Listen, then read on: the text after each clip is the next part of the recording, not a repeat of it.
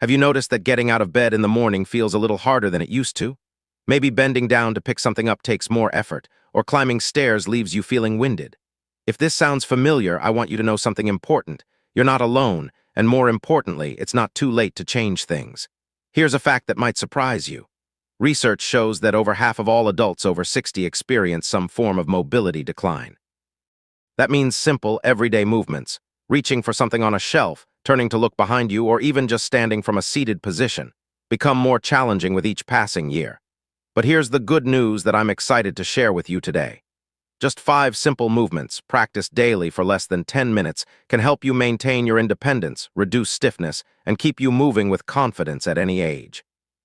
Today, I'm going to walk you through 5 gentle yet powerful mobility exercises that you can do right from home. No gym membership required. No fancy equipment needed. Just you, a chair, and a commitment to taking care of your body. Before we dive in, do me a favor, comment below yes if you want to stay active and independent for years to come. I read every single comment and I love hearing from you. Now let's talk about why this matters so much. You might be wondering, why does moving become harder as we age? Understanding this isn't about dwelling on what we've lost. It's about empowering ourselves with knowledge so we can take action. As we move through our 60s, 70s, and beyond, our bodies naturally go through changes. Our muscles begin to lose mass and strength in a process called sarcopenia. Think of it like this. If we don't use our muscles regularly, our body decides it doesn't need to maintain them. It's nature's way of conserving energy, but it's not what we want. Our joints also experience changes. The cartilage that cushions our joints can thin over time, and the lubricating fluid inside them can decrease. This is why you might feel stiffer in the morning or after sitting for a while. Your joints are simply not as well oiled as they once were. Balance is another area that deserves our attention. The systems in our body that help us stay upright, our inner ear, our vision, and the nerve sensors in our feet and legs can all become less sharp. This is why many people over 60 feel less steady on their feet. But here's what's truly amazing about the human body. It responds to movement at any age. When we move our joints regularly, we stimulate the production of that lubricating fluid. When we challenge our muscles, even gently, they grow stronger. When we practice balance, our nervous system adapts and improves. Think about your daily life. Maybe you've noticed it's harder to reach up to the top shelf in your kitchen. Perhaps turning to back the car out of the driveway feels stiff. Or maybe standing up from your favorite chair requires using your arms for support. These aren't just inconveniences. They're signals from your body asking for attention and care. Type yes in the comments if you've noticed any of these challenges. Acknowledging where we are is the first step toward improvement. The beautiful truth is this. Knowing why these changes happen helps us understand that we have the power to slow them down and, in many cases, even reverse them. Before we jump into the exercises, I want you to try something with me right now. This will only take a moment, and it's going to help you understand your starting point. If you're seated, I want you to notice how you're sitting. Are your shoulders hunched forward? Is your back against the chair, or are you sitting on the edge? Just notice without judgment. Now here's your mini challenge. Sitting right where you are, can you lift both arms straight up over your head? Go ahead and try it. Notice how it feels. Do your shoulders feel tight? Does anything pinch or pull? Next, keeping your hips facing forward, gently turn your upper body to look over your right shoulder, then over your left shoulder. How far can you comfortably turn? These simple movements tell us a lot about our current mobility. And here's what I want you to remember. Wherever you are right now is perfectly okay. This is simply your starting point. Comment below and let me know. On a scale of 1 to 10, with 10 being completely comfortable and 1 being very stiff, how did those movements feel? I'm genuinely curious about your experience, and sharing helps us all learn together. The goal isn't perfection. The goal is progress. And that progress starts with awareness. Now that you know where you're starting, you'll be amazed at how quickly you'll notice improvements when you practice these 5 daily movements. Let's begin. Our first movement focuses on your shoulders and upper back. This area tends to hold a lot of tension, especially if you spend time reading, watching television, or working at a table. Tight shoulders don't just cause discomfort. They limit how well you can reach, lift, and perform everyday tasks. Find a sturdy chair without arms, if possible. Sit toward the front edge with your feet flat on the floor, about hip-width apart. Imagine a string gently pulling the crown of your head toward the ceiling. This helps you find a tall, upright posture without forcing anything. Here's what we're going to do. Start with your arms resting comfortably at your sides. Take a deep breath in, and as you breathe out, slowly lift both arms out to the sides like you're making the letter T with your body. Keep your shoulders relaxed, don't let them creep up toward your ears. Pause when your arms are at shoulder height. Feel the gentle stretch across your chest. Now continue lifting your arms overhead, reaching toward the ceiling. Only go as high as feels comfortable. There should be no pain, just a gentle stretch. Hold this position for just a moment, taking another breath. Then slowly lower your arms back down the same path they traveled. Nice and controlled. That's 1 repetition. Let's do 5 of these together, moving at a pace that feels right for you. Remember, this isn't a race. Smooth and controlled wins every time. One important safety note: if you have shoulder pain or a history of shoulder problems, only lift your arms as high as comfortable. Even a small range of motion provides benefit. Want to add a little challenge once this feels easy? Try holding a light object in each hand, maybe a small water bottle or a can of soup. The added weight, even if it's just a few ounces, helps build strength over time. Finish your last repetition and notice. Do your shoulders already feel a bit looser? Many people tell me they feel more open across their chest after just this one simple exercise. That feeling of opening is your upper body saying thank you. Now let's move down to your hips and legs. Your hips are the powerhouse of mobility. They're involved in nearly every movement you make: walking, standing up, climbing stairs, even just shifting your weight from side to side. Staying seated in your chair, let's wake up these important joints. Make sure you're sitting upright with good posture. Place your hands on the sides of the chair for support if you need it. Here's our movement. Slowly lift your right knee up toward your chest, just a few inches off the chair. You don't need to lift it high. Even a small lift creates benefit. Think of it like a gentle marching motion, but slower and more controlled. Hold your knee up for just a second or two, then lower your foot back to the floor with control. Now do the same thing with your left knee. Lift, hold, lower. Beautiful. Let's alternate back and forth: right knee, left knee, right knee, left knee. We'll do 10 on each side for a total of 20 lifts. Move at your own pace. If you need to pause between lifts, that's perfectly fine. As you're doing this, focus on lifting from your hip, not just bending your knee.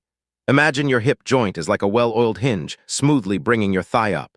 If you're feeling steady and want a bit more challenge, you can try standing up for this exercise.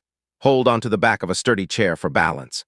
The standing version works your standing leg even more, building the strength you need for better balance. Here's a common mistake to avoid. Don't lean way back in your chair or rock your body to create momentum. Keep your core engaged and your back upright. The movement should come from your hip, not from swinging your whole body. After you've completed your repetitions, stand up slowly and take a few steps. Notice how your hips feel. Often, people tell me their legs feel lighter and their stride feels a bit longer. That's your hip flexors and leg muscles waking up and remembering what they're designed to do. Let's turn our attention to your spine, that remarkable column of bones, discs, and joints that supports your entire body. A flexible spine is essential for nearly every movement you make, from bending down to tie your shoes to reaching across the table for the salt shaker. Remain seated in your chair with your feet planted firmly on the floor. Rest your hands gently on your thighs. Take a moment to sit up tall, feeling that lengthening through your spine. Here's what we'll do: place your right hand on the outside of your left knee. Let your left arm hang down naturally or rest on the chair beside you. Now slowly turn your upper body to the left as if you're trying to look at something behind you. Let your head and eyes follow the twist. This is a gentle rotation. You shouldn't force it or push into any pain. Think of it like wringing out a soft towel. Gentle, gradual pressure, not aggressive twisting. Hold this twisted position for 3 slow breaths. With each exhale, see if you can relax a little deeper into the stretch. You might find that you can turn just a tiny bit further. That's your body releasing tension. Slowly unwind and return to center. Now switch sides. Left hand to right knee, twist to the right, hold for 3 breaths. Let's repeat this pattern 2 more times on each side. Remember to breathe throughout the movement. Your breath is what allows your muscles to relax and lengthen. Here's the science in simple terms. When you twist your spine, you're mobilizing all those small joints that run up and down your back. You're also stretching the muscles that can become tight from sitting or from protecting an injury. This movement helps nutrients reach the discs between your vertebrae, keeping them healthy and hydrated. A helpful mental image. Imagine your spine is like a coiled spring. As you twist, you're gently unwinding that spring, creating space between each coil. Once you've completed your twists, sit quietly for just a moment.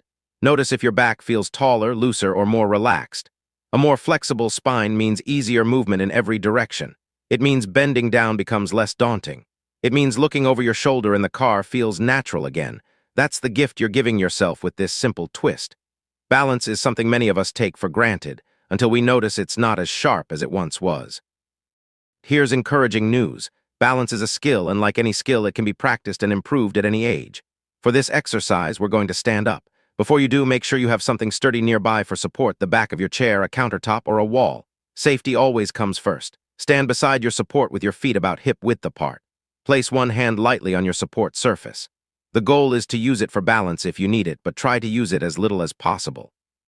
Here's our movement. We're going to do heel raises. Slowly lift both heels off the ground, rising up onto the balls of your feet. Hold for just a moment at the top. Feel how your calves are working and how your core muscles engage to keep you steady. Then lower your heels back down with control. That's one repetition. Let's do 10 of these together. As you lift, imagine you're trying to make yourself taller, reaching the crown of your head toward the ceiling. This helps you engage your core rather than leaning forward or back. If this feels comfortable and you'd like more challenge, try using less support from your hand. Maybe just one finger touching the chair. Or for an even greater challenge, try holding at the top position for a count of 3 before lowering. Here's what's happening inside your body. When you rise onto your toes, you're strengthening your calf muscles, which are crucial for walking and preventing falls. You're also challenging your ankle joints to maintain stability. And perhaps most importantly, you're training your core muscles and the tiny stabilizer muscles throughout your body to work together to keep you upright. Think of your core as the control center of your balance. Every time you challenge your balance, you're teaching that control center to respond faster and more effectively. Now, if you're feeling good and want to add one more element, try this. After your 10 heel raises, let's do some toe taps.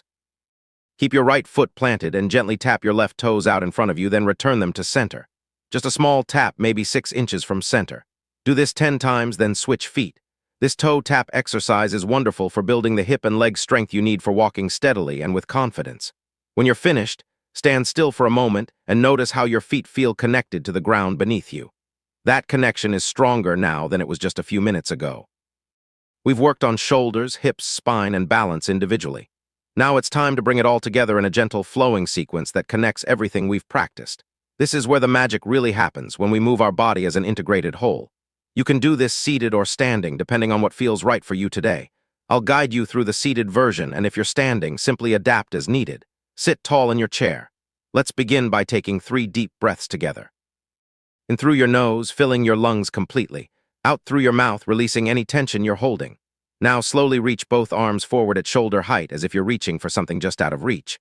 Feel the stretch through your upper back. Hold for a moment.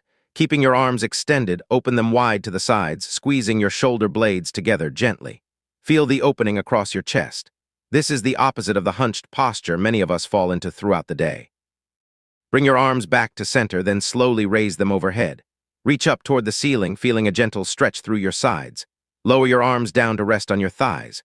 Roll your shoulders back 3 times in slow circles, then forward 3 times. Feel all those small muscles around your shoulder blades waking up. Next, lift your right knee up, hold for 2 seconds, lower it down. Lift your left knee up, hold, lower down. Alternate for a total of 6 lifts on each side. Now place your right hand on your left knee and gently twist to look over your left shoulder. Hold for 2 breaths. Return to center. Place your left hand on your right knee and twist to look over your right shoulder. Hold for 2 breaths. Return to center. Finally, if you're able to stand, rise up slowly from your chair. Do 3 gentle heel raises, feeling your balance and strength. Sit back down slowly, using your leg muscles to control your descent. That's one complete flow. The entire sequence takes about 2 to 3 minutes. If you have time, repeat it twice more. What makes this flow special is that you're moving your body through multiple planes of motion, forward and back, side to side, and rotational. This is how we move in real life, and practicing it keeps all those movement patterns fresh in your brain and body. As you practice this flow regularly, you can begin to make it your own. Maybe you'll want to slow down certain parts or add an extra breath in places that feel particularly good. Listen to your body. It will tell you what it needs. Let's take a moment to recap what we've covered today. These 5 movements, simple as they may seem, form a complete mobility practice that addresses all the key areas you need for confident, independent living. First, we opened up your shoulders and chest, creating space and reducing that forward hunch that creeps in over time. Second, we activated your hips and legs, the foundation of walking and standing with ease. Third, we restored mobility to your spine, that central pillar that everything else depends on. Fourth, we challenged your balance and core, reducing fall risk and building stability. And fifth, we connected it all together in a flowing sequence that mimics real-life movement. Here's the best part. This entire routine takes just 5 to 10 minutes. That's less time than it takes to brew a cup of coffee. My recommendation is to practice these movements every single day. Consistency matters far more than intensity. 5 minutes every day will create more lasting change than 30 minutes once a week. Choose a time that works for you. Many people love to do these movements first thing in the morning to get their body ready for the day. Others prefer late afternoon or early evening. There's no wrong time, just whatever time you'll actually do it. You don't need any special equipment, though a sturdy chair is helpful. You don't need workout clothes. You can do these in your pajamas if you want. What you do need is commitment. Commitment to yourself, to your health, and to your independence. These movements are an investment in your future self, the person who wants to keep playing with grandchildren, tending to a garden, traveling to new places, or simply moving through daily life without pain or limitation. Start today. Your future self will thank you. I want to leave you with something important to remember. No matter how old you are, no matter how long it's been since you've exercised regularly, and no matter what limitations you might be dealing with, your body still has the capacity to change, to adapt, and to grow stronger. Movement is medicine. It truly is. And the prescription is simple, a little bit done often with intention and care. You might not notice dramatic changes after just one day of practice. But after a week, you might find that getting out of bed feels a bit easier. After a month, maybe climbing stairs doesn't leave you as winded. After 3 months, perhaps you're bending down to pick things up without even thinking about it. These small victories add up to something profound, a life lived with greater freedom, confidence, and joy. I'm so grateful you spent this time with me today. I genuinely hope these movements serve you well, and I'd love to hear about your experience. Do me a favor, comment below and tell me which of these 5 exercises you found most helpful. Was it the shoulder opener? The balance work? Let me know. I read every comment, and your feedback helps me create content that serves you better. If you found this video valuable, please click that like button. It helps other people like you discover this information. And if you haven't already, subscribe to this channel and click the notification bell so you never miss a new video. Remember, you're not just doing exercises. You're reclaiming your vitality, protecting your independence, and honoring the incredible body that has carried you through life. Your body will thank you tomorrow for what you do today. And I thank you for being here. Now get moving. Your best years are still ahead of you.